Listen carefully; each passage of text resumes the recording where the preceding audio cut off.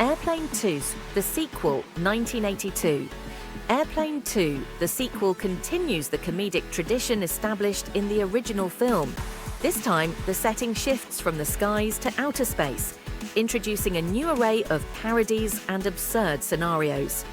Overview directed and written by Ken Finkelman, rather than the original Zucker-Abraham-Zucker-Zazie team, Airplane 2 was released by Paramount Pictures in December 1982. The film blends comedy with elements of science fiction over its 85-minute runtime. It is rated PG and, by contemporary standards, is considered quite family-friendly. Plot synopsis. In this sequel, Robert Hays reprises his role as Ted Stryker, who finds himself in an even more precarious situation than in the original film. After a failed lunar mission, Ted is institutionalized. He later discovers that the new space shuttle, the XR-2300, designed to transport civilians to the moon, is equipped with an unreliable computer system, ROC. Realizing the danger, Ted escapes from the institution in an attempt to save the passengers. The plot closely mirrors the first film, featuring flashbacks, a rekindled romance between Ted and Elaine, played again by Julie Haggerty, and a rapid succession of visual gags and comedic moments. Cast: the film features several returning characters. Robert Hays as Ted Stryker, once again thrust into a crisis. Julie Haggerty as Elaine, who has transitioned from stewardess to computer specialist. Lloyd Bridges, Chad Everett, and Peter Graves reprise their respective roles. Notably, William Shatner joins the cast as Commander Buck Murdoch, offering a self-parody reminiscent of his iconic Star Trek persona. Supporting roles are filled by Rip Torn, Chuck Connors, and Sonny Bono, the latter portraying a character with a bomb. Production notes and trivia.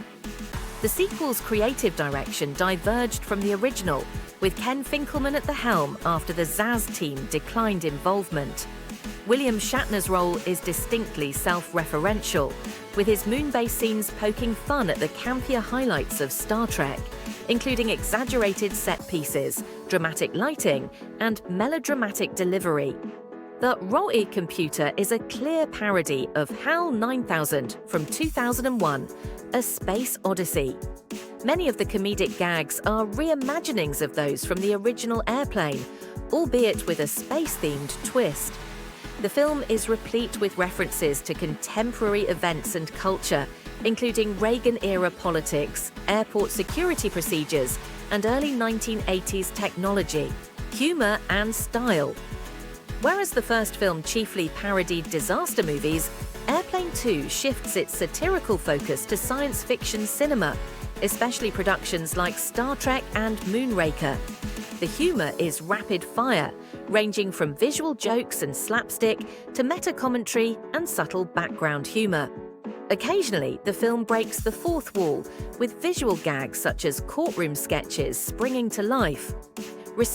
Critical response was lukewarm. Many reviewers regarded the sequel as derivative, lacking the originality and sharpness of its predecessor. The film holds a score of approximately 42% on Rotten Tomatoes. While critics cited its reliance on recycled humor as a weakness, some audiences appreciated the increased focus on science fiction and praised Shatner's comedic performance. Financially, Airplane 2 grossed approximately $27 million on a $15 million budget. Not a failure, but modest compared to the original. Legacy Airplane 2. The sequel is primarily enjoyed by devoted fans of the original and enthusiasts of 1980s comedy. Although it never achieved the acclaim of its predecessor, it remains a cult favorite for those seeking a light-hearted and irreverent parody set in space. Currently, there is little prospect of a reboot, and the film persists mainly as a nostalgic reference point for the era's comedic style. In summary, Airplane 2. The sequel offers a humorous continuation of the original, extending its brand of parody to new frontiers, albeit with mixed critical results. Airplane 2 is available to stream for free on Pluto TV.